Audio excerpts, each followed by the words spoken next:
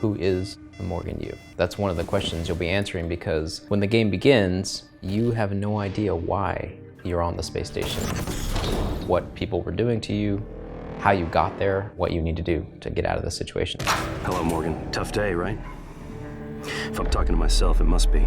In Prey, you can play either a male or a female version of Morgan Yu. We wanted you to identify with the character as much as possible. We did not want to impose personality, such as the cocky extrovert or the cynical introvert. The player has a large role in defining who Morgan is. Morgan is at a point in her life where she's having an identity crisis, and it's up to the player to help guide Morgan along one path or another to define which version of Morgan you want to see. You as a player go into it completely unknown. She's leaving information for you. Your memory's shot full of holes, I know.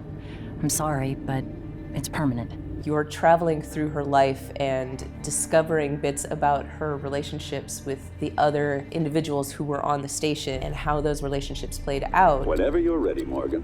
And what you quickly discover is that you're at the center of an experiment that's meant to alter what it means to be human. Very quickly you discover that things are not well on Talos I. Things have gone sideways.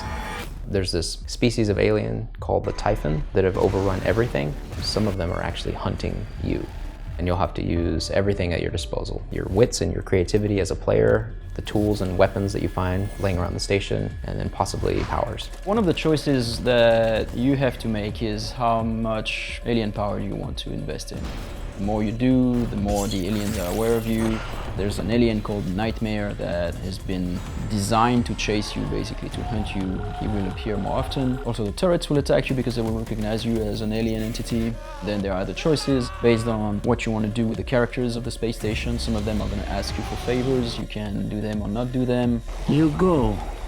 Get something of mine, huh?